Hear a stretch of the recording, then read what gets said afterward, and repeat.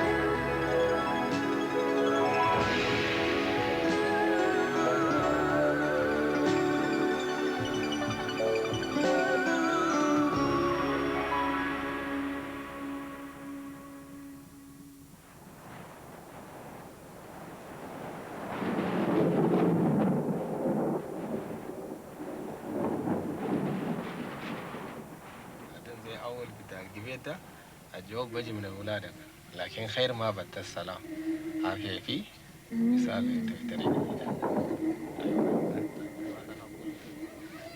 There's nothing like starting out when you're a long way from home with a little consultation from the local magician. He doesn't belong here any more than I do. He bussed and walked his way across Central Africa and earns a living getting husbands' wives and wives' children. But for me, the special service. Now that he knows I'm not here to stay, but starting out on a journey, he's fixing me up with his own brand of travel insurance, and I may need it. Outside this man's front door is the world's longest river.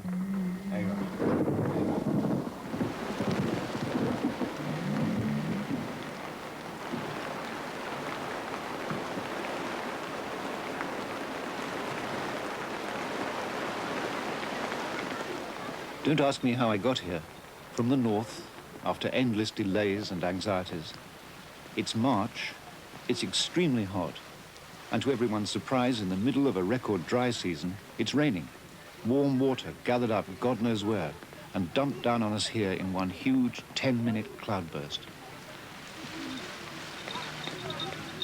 This is Juba, in the deep south of the Sudan.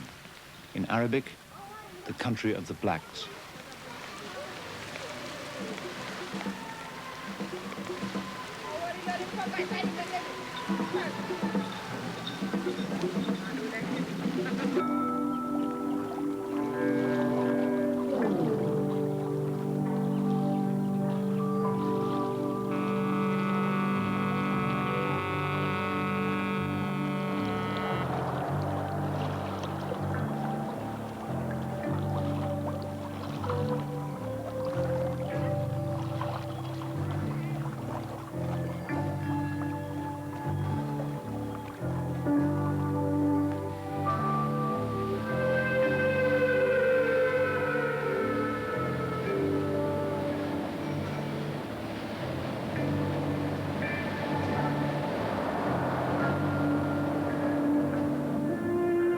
And like everybody else who finds a possible paradise on Earth, I left it. The government steamer Wadi Halfa plies between Juba and Malakal. You feel safe, you feel insulated from danger, you feel the onset of a great adventure, but also a baffling sadness.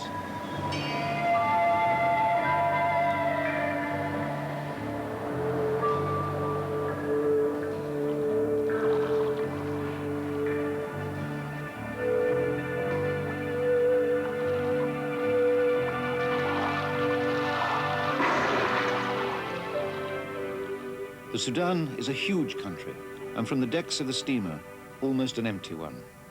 If by some chance the 20th century were to end now, this moment, and the world were to be flung back 10,000 years, in Sudan at any rate, the convulsion would hardly be felt.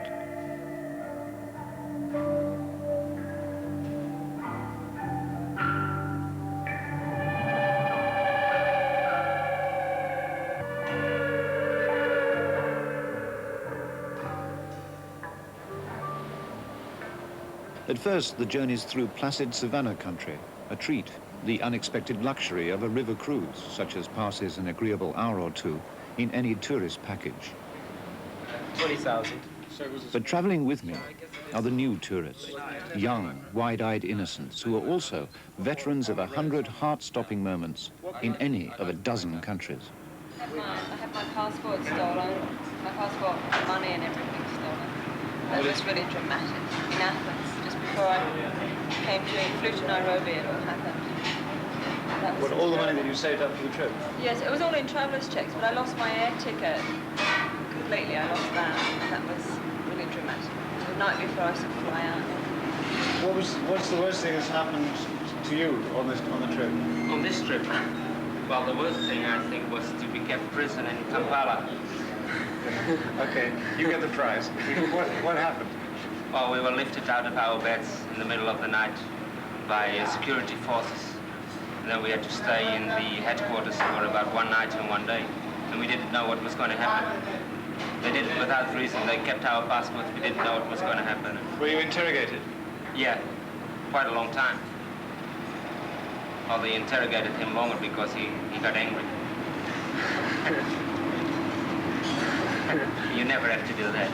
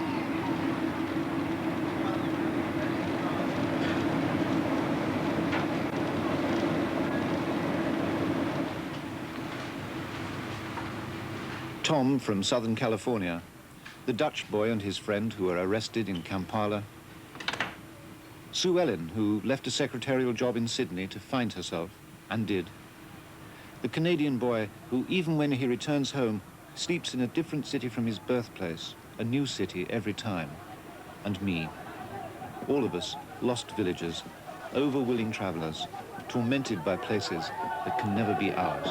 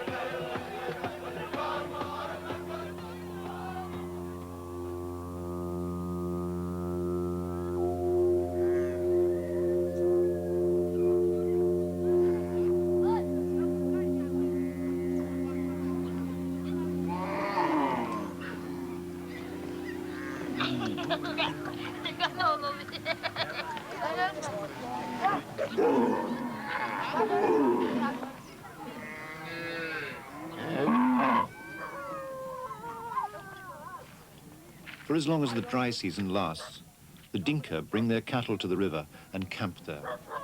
These kids, younger than any kids of mine, who I see as being poor beyond description, have in fact the entire wealth of the tribe in their care. And when they look at us on the boat, what do they see? What are they thinking?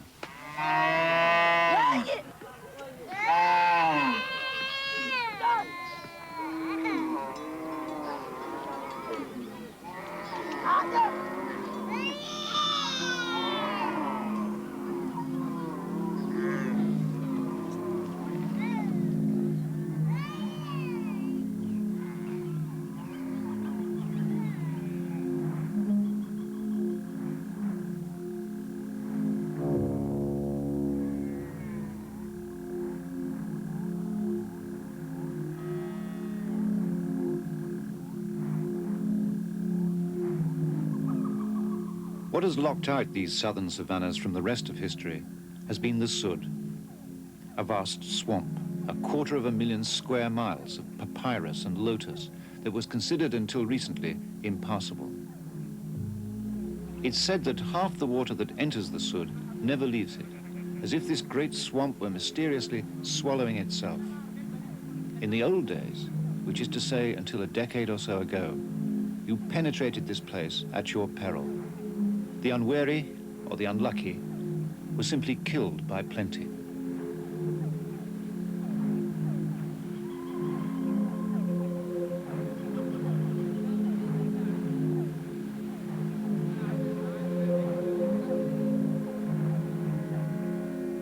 Even after the Americans had landed on the moon, the Sud was as dangerous a place as you could find on Earth. Malaria and yellow fever haven't gone away, but nowadays there is a channel through. What happened once was that when the propellers of a straying boat were seized solid by weed, the engine stopped. Within a week, the passengers began to starve and then run mad.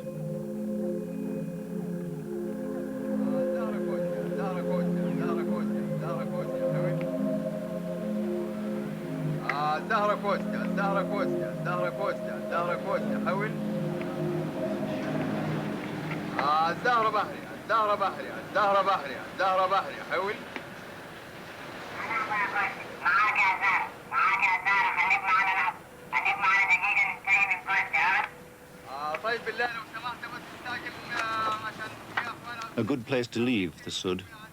Just as when you fly over the Alps, say, you have that uneasy feeling that conquest of the air is a temporary arrangement, liable to sudden cancellation. So it is in the green emptiness of the Sud. But at Malakal, a new story begins.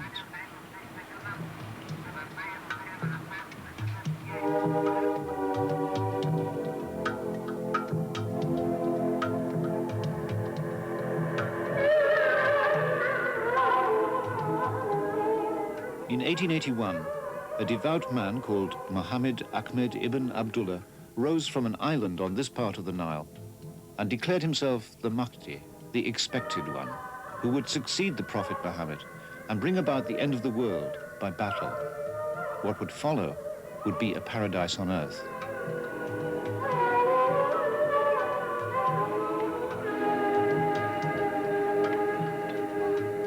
Instead, a genocide resulted. In 15 years, perhaps 7 or 8 million people, 2/3 of the entire population, perished. It was all ended on a single day and from outside. In September of 1898, the British, under Kitchener and watched by Winston Churchill, killed 13,000 of the faithful, the Ansar, and left another 16,000 to die of their wounds.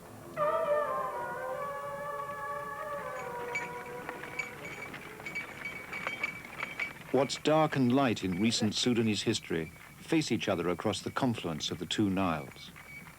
The Mahdi's tomb, which Kitchener desecrated and plundered, and the presidential palace, formerly the governor's palace.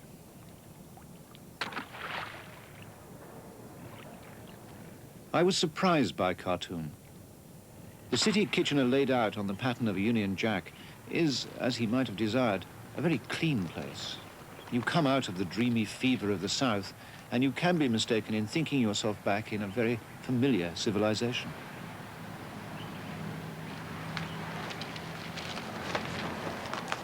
There is an amiably eccentric side to Khartoum. Nice if you stay by the banks of the river, where this morning the only thing that's moving is the breeze. And that's what surprised me. Where's all the activity? Who's doing the business? This is the confluence of the two Niles, for heaven's sake. In all its length, the Nile has only 2 cities on its banks, both of them capitals of their country. But these cities, because they've grown so big, have forgotten the river. In Khartoum, it doesn't take long to realize you're looking into the jaws of an economic disaster. Over half the manufacturing base of the entire country is in this one dusty city. And yet, most of the stuff on the streets, most of the things in the shops have had to be imported. And the joining of the two Niles, which has created Egyptian history, means nothing to Khartoum. In fact, the romance of its location passes practically unnoticed.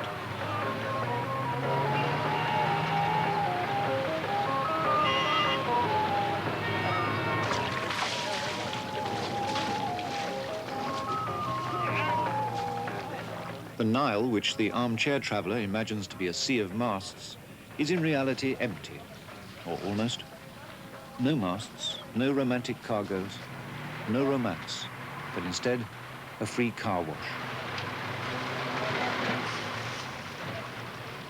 In fact, the economy has the staggers. 80% of all petrol is consumed by the capital city. When I was there, the queue for petrol was 3 days long. If you wanted diesel fuel, you waited for 16 days. Nobody seemed to bat an eyelid.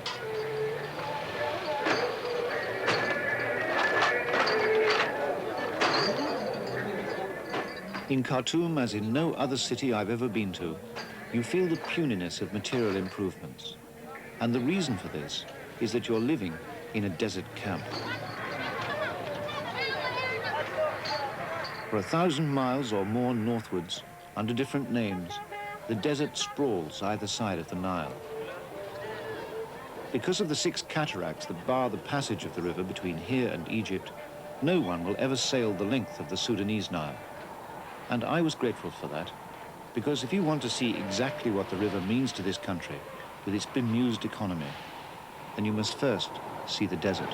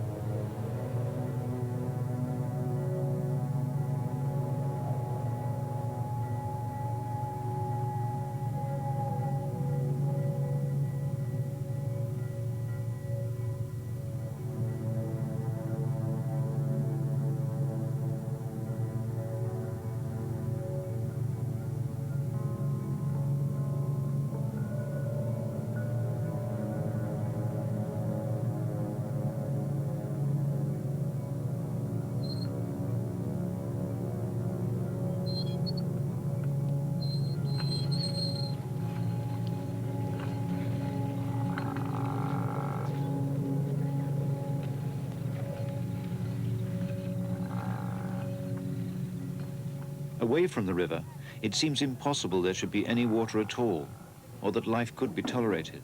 You don't so much journey to such an emptiness as fall there like a pebble or another grain of sand, unnoticed and unchallenged. I had no foreknowledge of how I might react. At first, the overwhelming sensation isn't of cruelty, but a terrible indifference.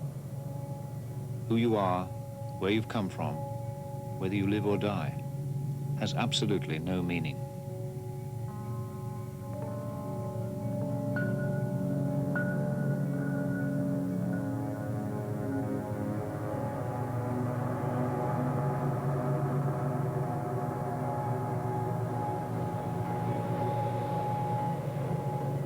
And yet it is beautiful. Whole forests of cedar flourished here 1,000,000 years ago, and the smallest valley was busy with water. All that leaf and sparkle has become now just so much petrified rubble. The Arabs call this country the belly of stones, round which loops one solitary survivor of a river, the incomparable one, the Nile.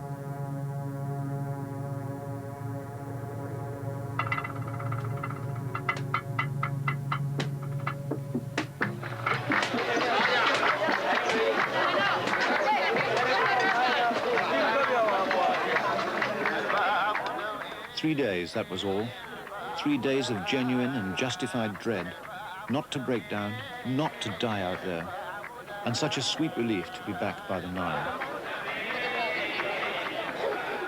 This is Karima, a little town of flies and onions and camel meat, and the terrific safety of other people, a place as welcome as an iced lager, which, as it happens, it could not provide.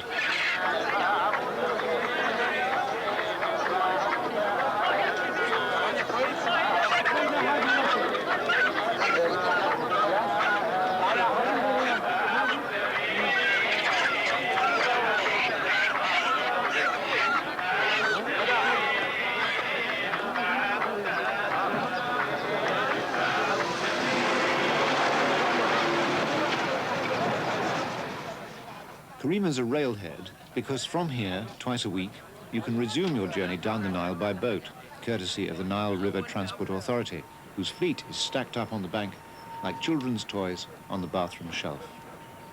Well, I reasoned that the only boat that had its keel actually in the water was the one for which I had a ticket. Must be. It was empty of life down to the last cockroach, and not a single notice or display in sight.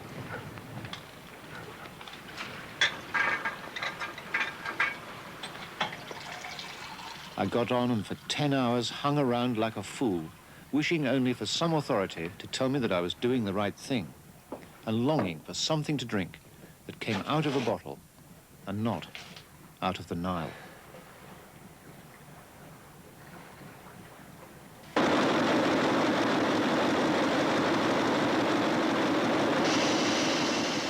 Then, during the night, the venerable queen of the riverboard fleet cranked up its engines, lashed a couple of barges to its sides, and set off west and north, as they say, and sometimes in both shuddering directions at once. For 3 days and nights, the mail packet Kirbekan was my home, and there was never a single moment between us that wasn't love.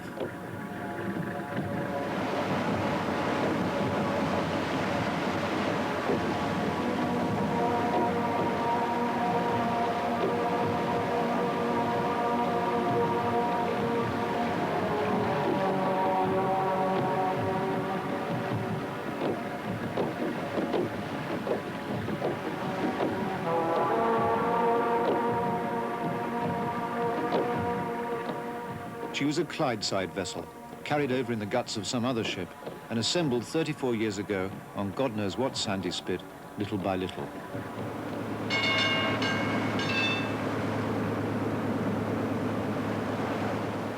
On the Kirbekan, everybody is at home, in a house without doors, rooms without secrets. The women are separated from the men in accordance with Quranic law, but it's not specially strictly enforced. It's there, but it's stated with characteristic tolerance.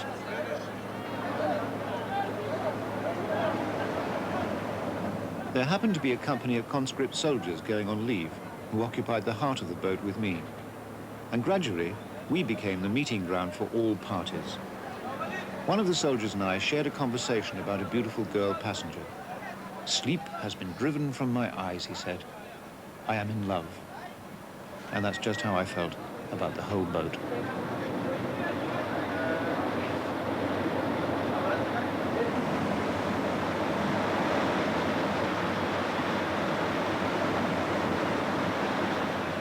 After the pilot of the boat, it's the postmaster who's the most important man on board. In fact, the 30 calls we'll make between here and Dongola, the northern provincial capital, are really for the collection and delivery of the mail and not much else. The passengers are almost a pleasant afterthought.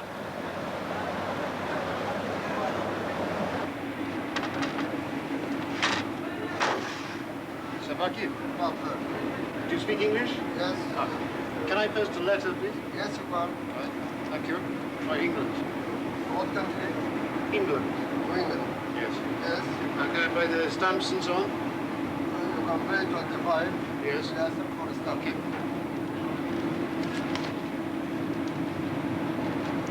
How long will it take? It takes about 1 week. Will the letter go by train then? Yes, from Karima to England. How does it by get train. by train? By train. Official life in Sudan is harmlessly guileful. If this letter of mine even gets back to Karima in a week, it'll be a little miracle. Just buying and selling tickets to ride the steamer was a blizzard of paperwork. But then the joke is really on me. In an emergent country, nobody should expect to have the truth from an office, just the official truth. What is your name? My name is Brian. Yes, also my name is Abbas. Abbas. Yes, How do you do? how do you do? From what country did you come? I come from England. Yes. Who is this? This is my son. Your son? Yes, Salam Assalam. What's his name? his name is Hamza. Hamza. Yes, How many sons have you got? I have 5 sons. And is he the youngest? Yes, he's the youngest. No, he is the second. And what does he want to do when he grows up? Yes, he's on a holiday. He's on holiday now, is he? Yes, And what does he want to be when he grows up? Does he want to be a postmaster? Ask him. انت عاوز تكون موظف وسطى ولا عاوز تكون دكتور؟ He wants to be a doctor. A doctor. Yes, How old is he now? about 9 years. 9 years. He's got a long way to go. Assalamu, I hope to see you again.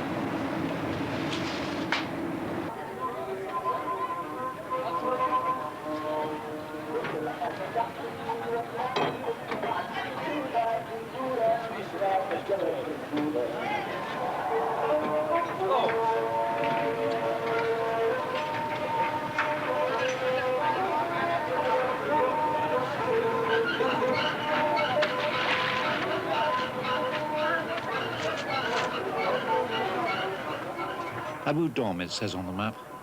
Maybe 3 dozen or so people from nowhere gather for the twice-weekly big event, the docking of the Kirbekan. Each little stop along the way is identical to this one, brief but measured, a welcome relief from the vibration of the deck and the cranking of the Gardner engine.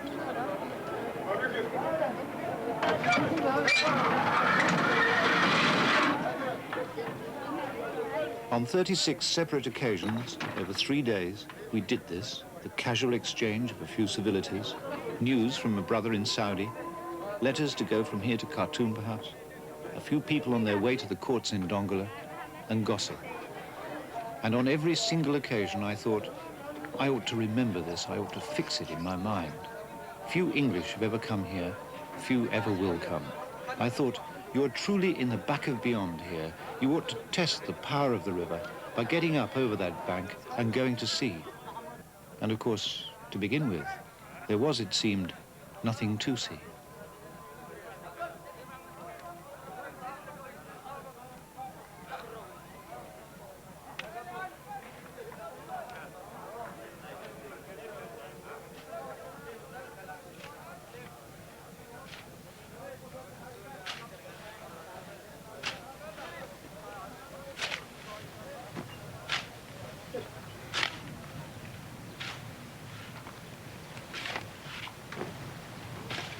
That night, I dreamt about the other man, the man in the bottom of the well, digging out a sandstorm alone in the dark, his brother momentarily distracted by a foreigner.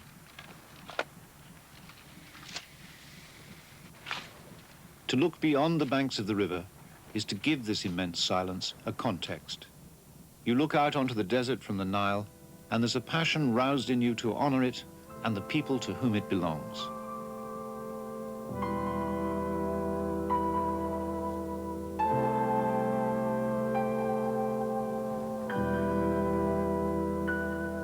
This is the biblical land of Cush, which was to the pharaohs Nubia, which means the land of gold.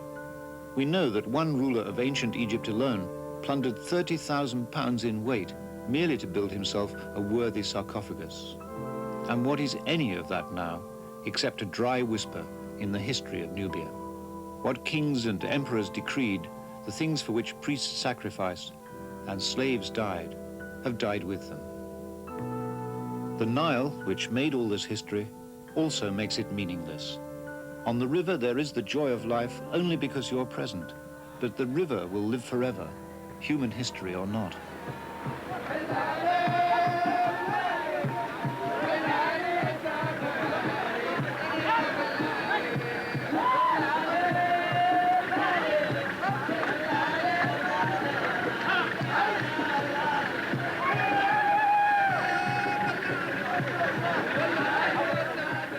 Between Khartoum and Upper Egypt, all the same, 6 cataracts divide the Nile, as though on 6 occasions the river's made to remember that even its majestic force is in contention with the rest of nature. And as we sail downstream between the 4th and the 5th, the leave-going soldiers singing ribald songs, what's carefree and African about the Nile has already waned. On rocks in the river between here and the border, pharaohs had their warnings inscribed. You people from the south, this far and no further. What's up ahead is something else.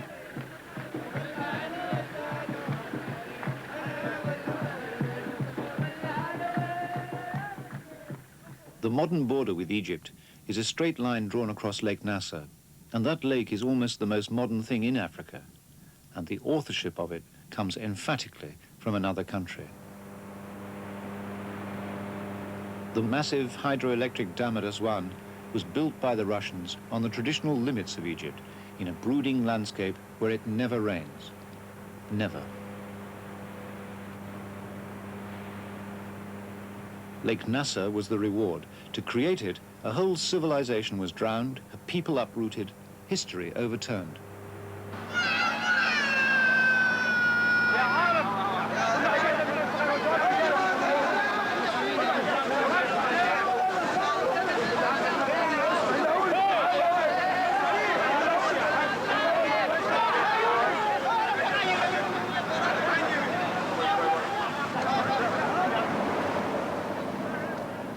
Passengers from Sudan are coming to a world that is modern with a vengeance.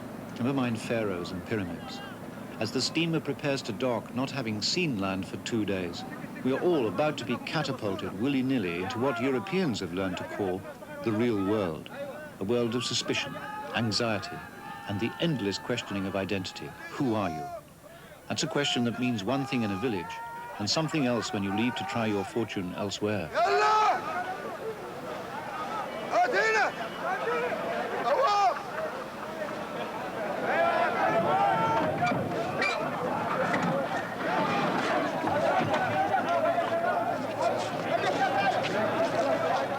Like lambs to the slaughter we were. No matter how ungrateful or unlikely it seems now, I entered Egypt with real foreboding. In this one moment of disembarkation, we prepared to step ashore from silence and emptiness, with the values that those encourage, into a far crueler world.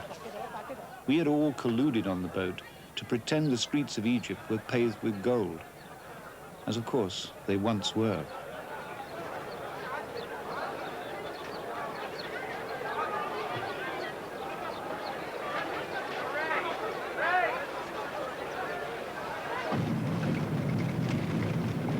The damming of the Nile at Aswan was the dream of every pharaoh that ever lived. In the tame little confusion of water that's pointed out so casually as the cataract now is the ruin of a great history.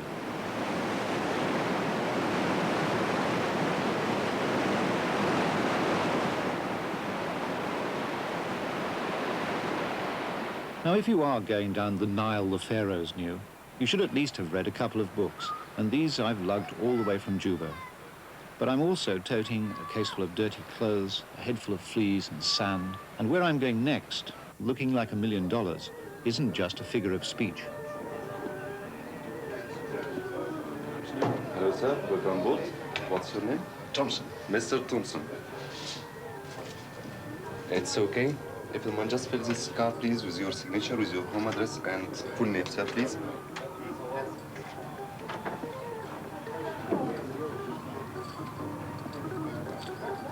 Your cabin number is 217. Here's your key. The houseman will be coming to pick up your luggage. Aswan, with its zero rainfall and impossible summers, is in spring at home to the very rich. I'm the only one to have arrived by water. All round me they're unpacking with enthusiasm, having flown in from every corner of the globe.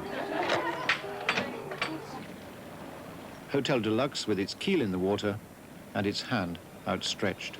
Thank you.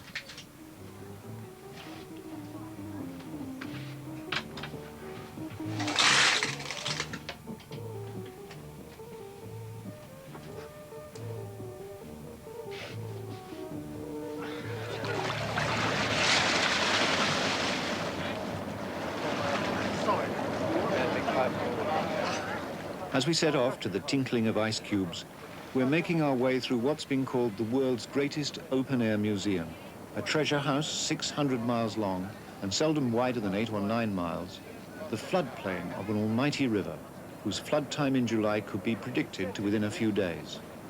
Anything we pass on either bank, anything at all, is the gift of this river, just as Herodotus said it was. And is it registering? Yes. Yes, it is. Yes. Yes. My husband's just come back from a fast trip all over the world. I was just trying to think where he'd been, but not an Arab. First Arab. I think the biblical feeling is with you continually. I find it whether I see a man on a donkey or the scenery as it is here. I feel very strongly the feeling of the Bible all the time. We were fascinated when we went to Memphis and saw the temple there, and the guide turned round and showed us a little oasis and said that was where Moses had been discovered. Whether that was true or not, we weren't sure. Yes, have you been there? Yes, and I think it is true. I've read about that in scholarly books. What are you reading underneath here? Well, I don't know. I didn't bring anything to read. My wife gave this to me. I don't know what it is. The water is white. I don't know what that is either. By Pat Conroy. Is it about Egypt? Is it about the Nile? No, no. True story, a courageous man, a magnificent fight to educate the children of a forgotten American island. Oh, that's a great book. Is it? Is it? It's,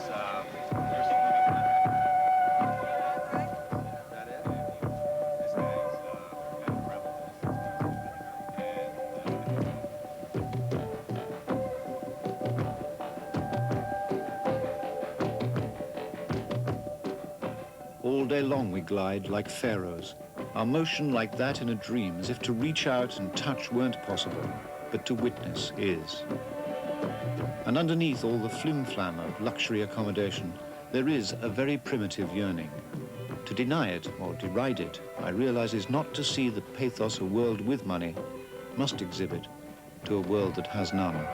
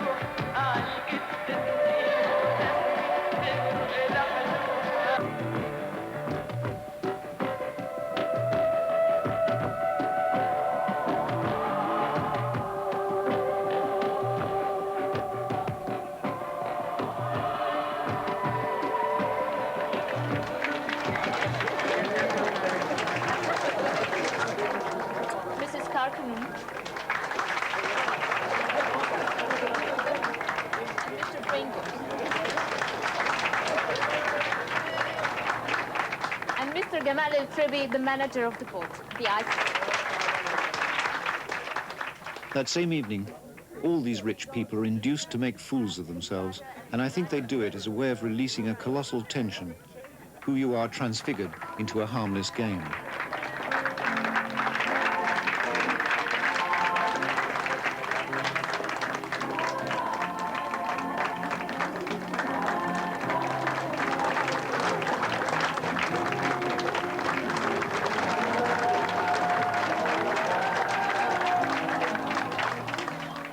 The French are disgusted, the Italians enthusiastic, the British reach deep, deep inside themselves. The Loch Ness Monster, Dracula, is his name? Is it?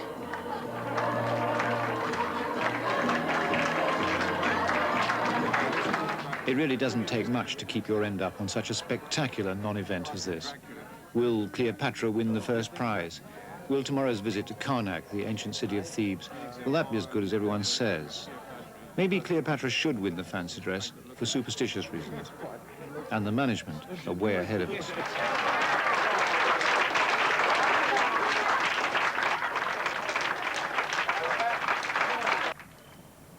Tomorrow, the experience of a lifetime.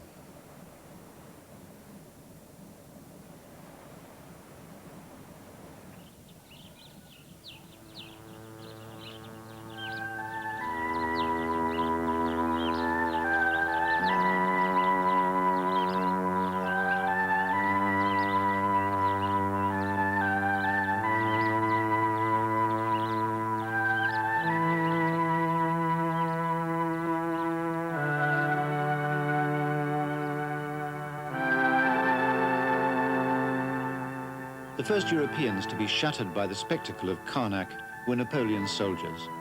Until their invasion of Egypt, very few Christians had ever seen Thebes, and certainly no revolutionaries. It's said that when a column stumbled into here on January the 27th, 1799, without an order being given, the men formed themselves into their ranks and presented arms to the accompaniment of the drums and the band. It was one of the great spontaneous moments in history.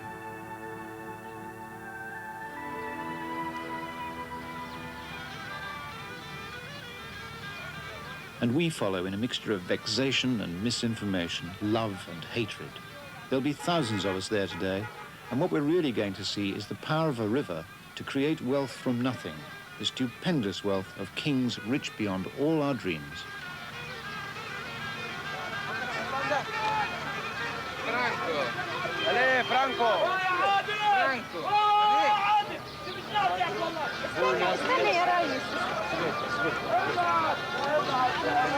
Una parcella, una Juba persona, una persona.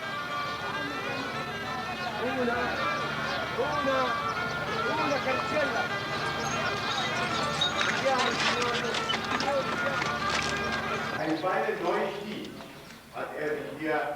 I once taught school children about this place from slides and photographs and a little not very expert knowledge. And so to be here was like a consummation.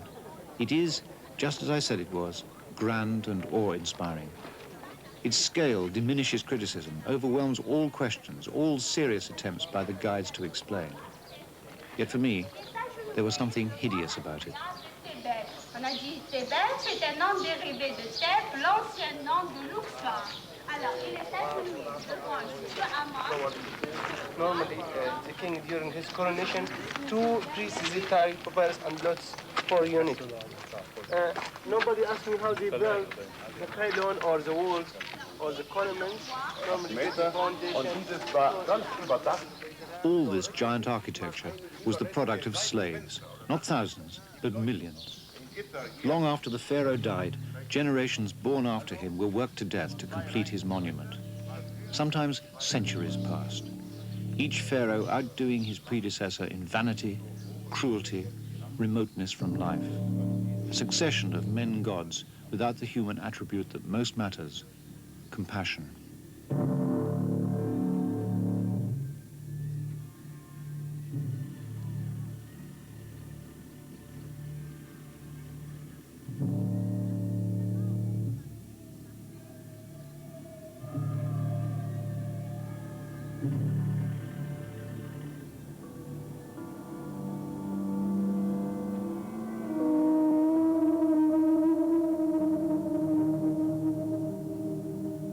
Only in the royal tombs do you get an authentic shiver, as something real from the past does touch you, the certainty of your own death and dissolution.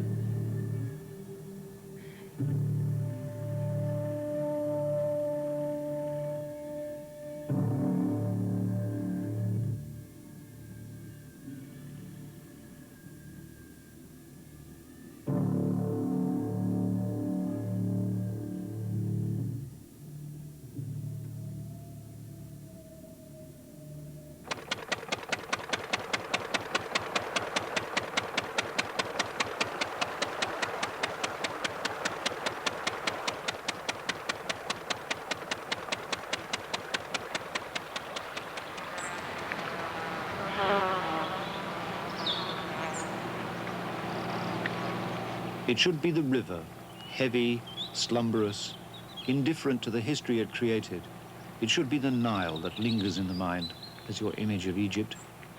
It rolls northward like a sleepwalker, a dreamer. The people on it are one with a great natural force, an event so large it's easy to overlook. But not to witness this, as well as the temples and the tombs and all the rest, is to deny Egypt its greatest glory.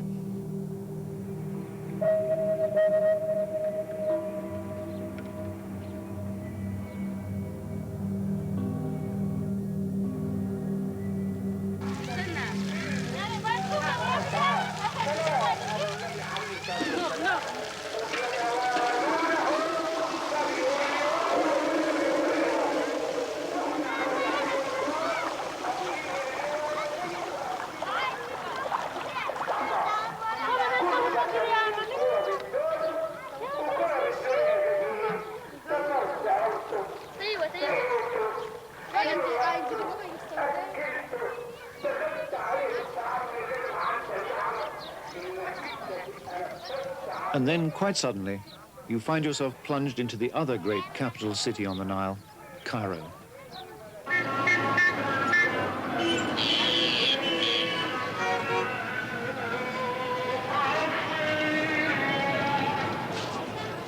The largest city in Africa, the largest Muslim city in the world, 12 million people accustomed, in some ways, in love with war.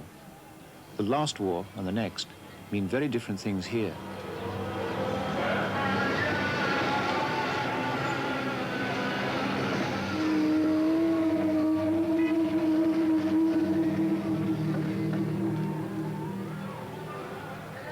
For so long, Egypt was so wealthy and so cut off from its neighbors by deserts and seas that war couldn't make a headline. But now,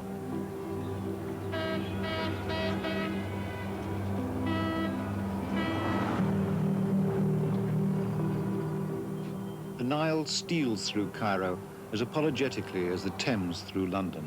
The very reason for Egypt's existence goes almost unregarded.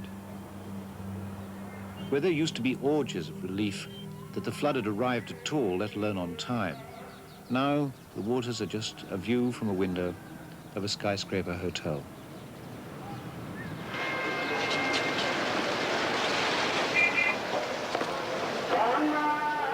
It's a city of tremendous compressed power, a capital city of great secrets.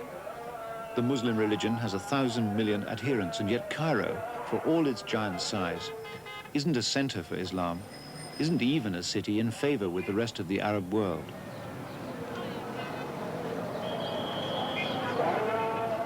The desire to be cosmopolitan is like a disease. The news is printed in English, Arabic, and French. You get the feeling that every cable that's sent out is in cipher. Every book that comes in will have 100 readers. Above all, it's a city whose devotions are mixed with thoughts about war, catastrophe, this morning's headlines.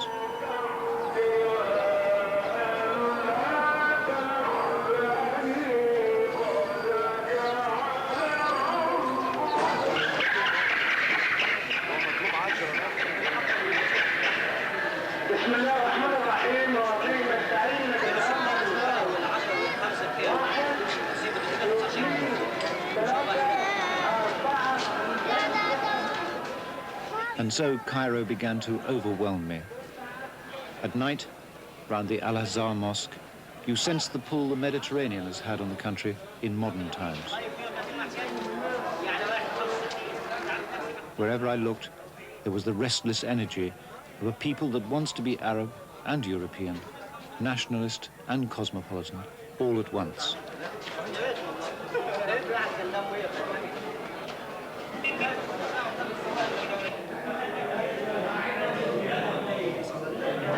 And there's a perfect place to taste this, a famous political cafe called the El Fashawi, founded 2 years before American independence and still owned by the same family.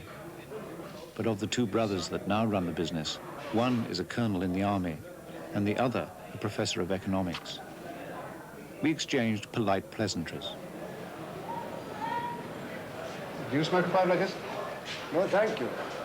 But my water pipe is more bitter than your pipe.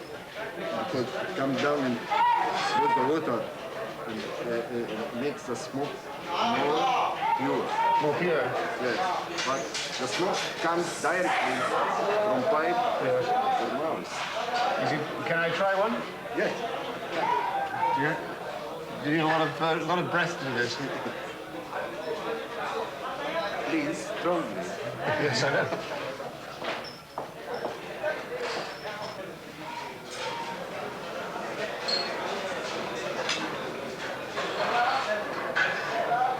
Good. It is good.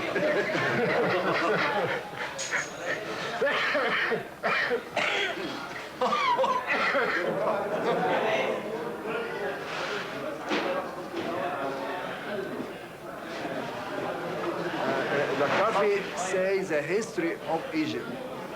This coffee, you can see in every corner here and every mirror here the history of Egypt, about the kings. Every new regime of the last 150 years has been celebrated by adding a huge fly-blown mirror, each mirror the tombstone of a government. Push any harder, and the response isn't political, but an elegant epigram. But does Egypt always stay the same? Is Egypt always the same? Yes, yes. Always? It is belonging to the Nile. Belongs to the Nile. So it is forever. Yes. It is a gift of the Nile. It is a gift of the Nile. That's very good.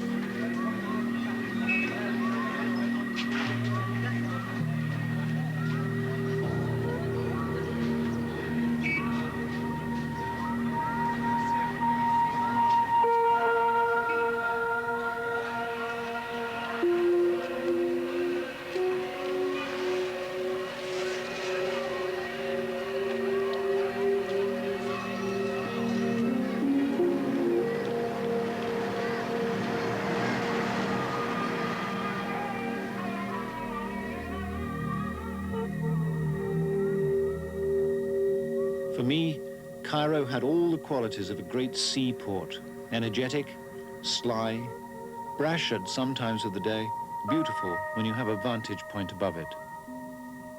But the last pleasure of the Nile journey isn't to be found here, because the Nile itself has one more magnificent reward.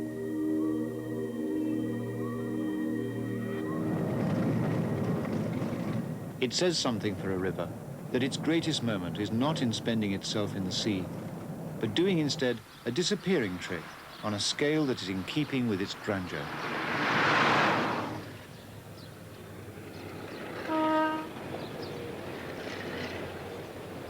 This is the Delta, one of the most productive places on Earth. Some part of every mile in the journey that I've taken has been carried here over the centuries, and with it the dust of pharaohs, Persians, Syrians, Ethiopians, Crusaders, Turks, Greeks and Romans. The Delta is the Nile divided into penny lots, feeding some of the richest mud in history.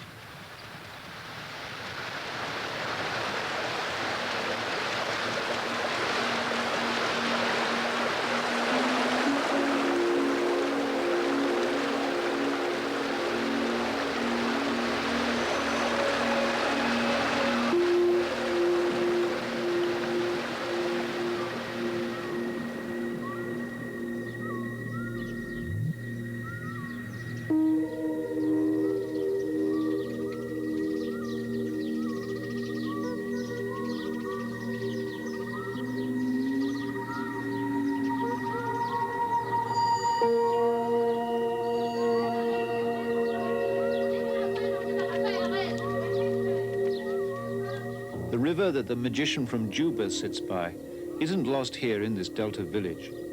I suppose an economist or an agricultural expert, or come to that a hungry man, would have a different way of describing it. But for me, the sense of a river that is now quite simply everywhere was a stunning trick.